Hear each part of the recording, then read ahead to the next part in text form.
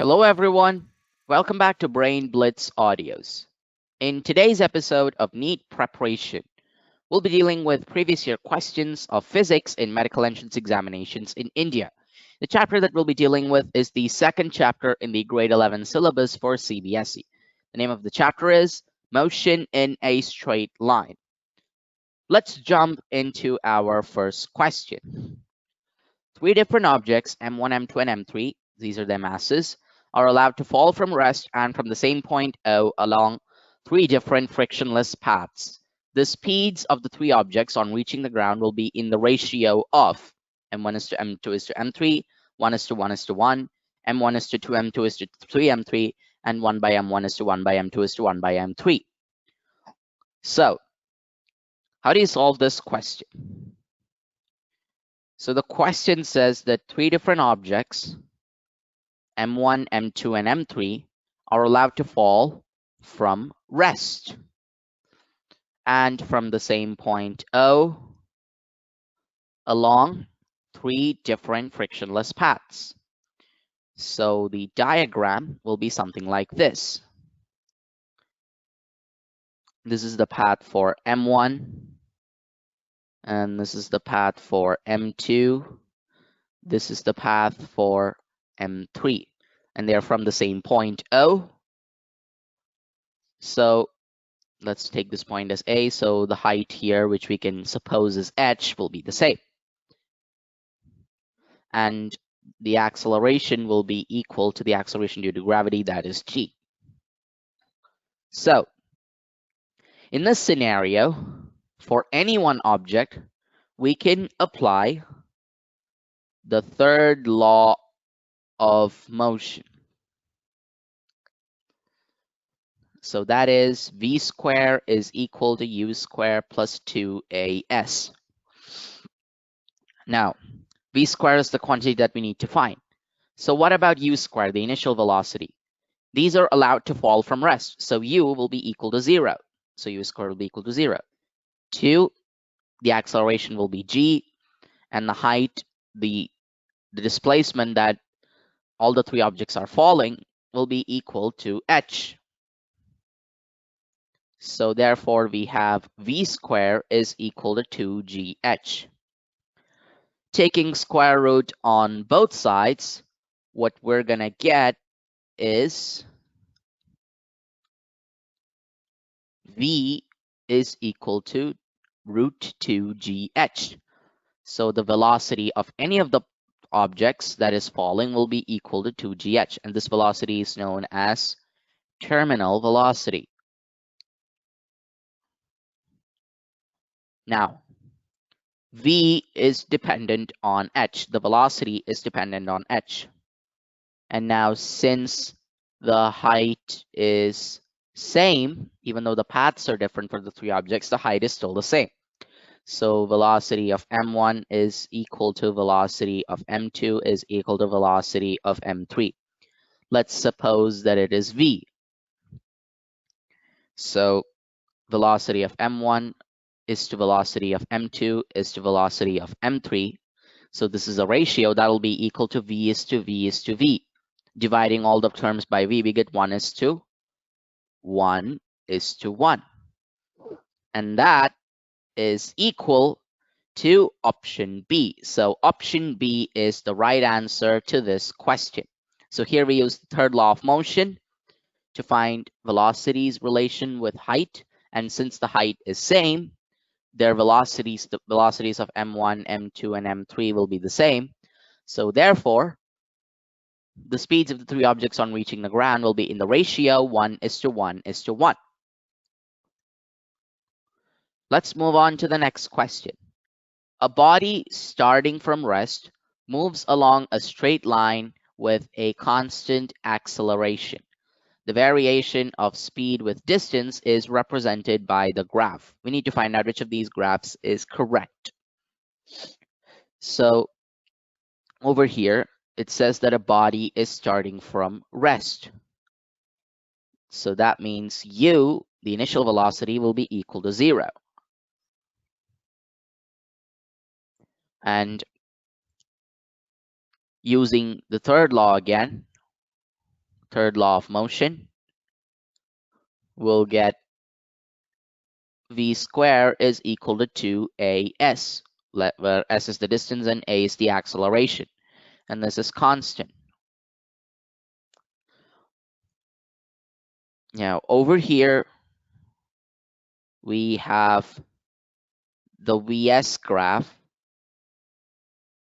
and so therefore when there's an acceleration, the velocity increases with respect to the distance.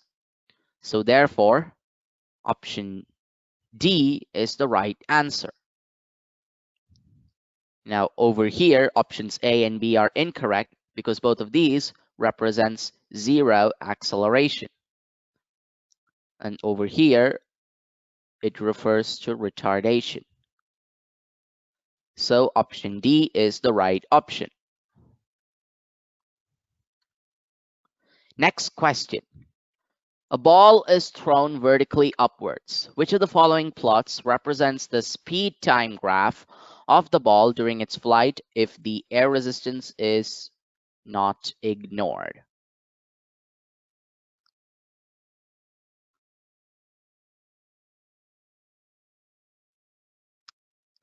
So the body goes up.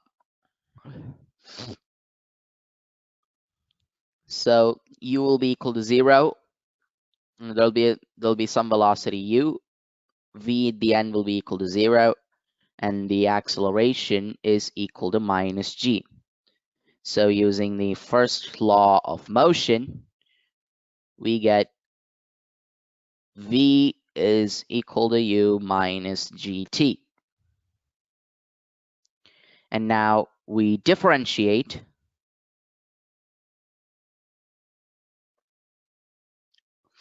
So when we differentiate, what we're going to get is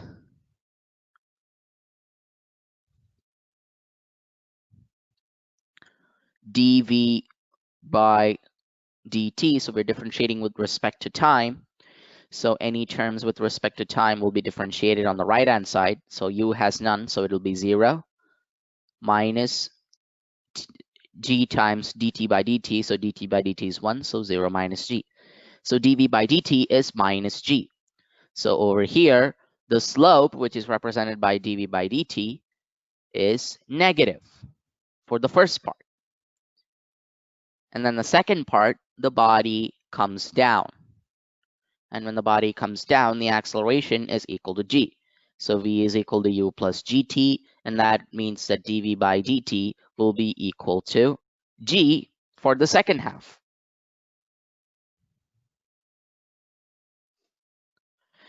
And since the air resistance is not ignored, the graph will be more steep. And since the graph will be more steep, if you look at each of the graphs, you find that option D has the steepest graph. Over here, the acceleration is negative. Over here, the acceleration is positive with respect to the motion. So option D is the right option. Now, next question. Which of the following velocity time graphs shows a realistic situation for a body in motion? Let's look at each of our graphs. Let's look at option D. The graph is in a circle, okay? And it's varying with velocity and time. So for a certain amount of time, the velocity is changing and the motion is going forward with respect to time. But if you see after this point, the velocity is varying in a way that it says that time is moving backward. And this is incorrect. You cannot go backwards in time using any kind of motion. Similarly, let's look at option C. This is the start of the graph, and as you can see, the graph initially goes backwards, and then it moves forwards, and then it tries to move backwards. Again, option C is incorrect. Option A. First, the velocity is moving forward with respect to time, but then it starts moving this way. So that means it's moving backwards with respect to time. So option A is incorrect. The right answer is option B. This is a realistic situation. It is the constant decrease and increase of acceleration and velocity. So therefore, we can say that the acceleration is varying. However, it is not moving backwards with respect to time. Velocity can be increased or decreased, but time being a scalar quantity cannot be decreased backwards. Now, let's move on to our final question of the day. Two spheres of same size, one of mass 2 kg and another of mass 4 kg, are dropped simultaneously from the top of Qutub Minar, and whose height is given as 72 meters. When they are 1 meters above the ground, the two spheres have the same what? Which of these quantities is same in both the spheres as they reach the ground? A. Momentum, B. Kinetic energy, C. Potential energy, D. Acceleration. Let's look at each of our options. But before that, it's good here to note the masses of the two spheres. So this is sphere 1 and this is sphere 2. So as you can see, the masses are different. Let's look at option A, momentum. Momentum is measured as mass times velocity. So over here, for both the spheres, at any point in time, the mass will still be different because mass is an inherent property of any object. So since the masses are different, their momentum will always be different. So option A is incorrect. Option B, kinetic energy, KE, is represented as half mv squared. Again, there is a component of mass, and since the mass is different for both the spheres, kinetic energy is incorrect. What about option C, potential energy? Potential energy is represented as mgh. This is the formula. So therefore, you understand that the potential energy is also dependent on mass, and since the mass of the spheres are different, we can say that potential energy is the incorrect answer. The right answer is option D, acceleration. Whether the sphere has the same size and it has a mass 100 kg or 1000 kg, the acceleration which acts upon it will still be the same. G, this is with respect to the Earth. And since both the spheres are at the top of the Qutb Minar, which is on the Earth, so therefore the acceleration will be equal to the acceleration due to gravity. And since the particles of the spheres are moving down, they have plus g as their acceleration. So therefore, acceleration, option D, is the right answer. The two spheres will have the same acceleration. And that's the end of this video on NEET preparation. There are a lot of questions in exams about motion in a straight line. We've discussed some of the questions which appeared over the years. For more of these questions, just listen to our playlist, NEET preparation, where we're dealing with physics, chemistry, biology, and we have a lot of videos about the first chapter, and the second chapter is undergoing. So I'll provide a link to in the description down below. Be sure to click that. And if you want to access more of our useful and interesting content, then please subscribe to our channel, Brain Blitz Audios. We have a lot of educational and interesting content, such as learn words, mind maps, memory hacks, etc. So until the next episode, take care, stay safe, bye-bye for now.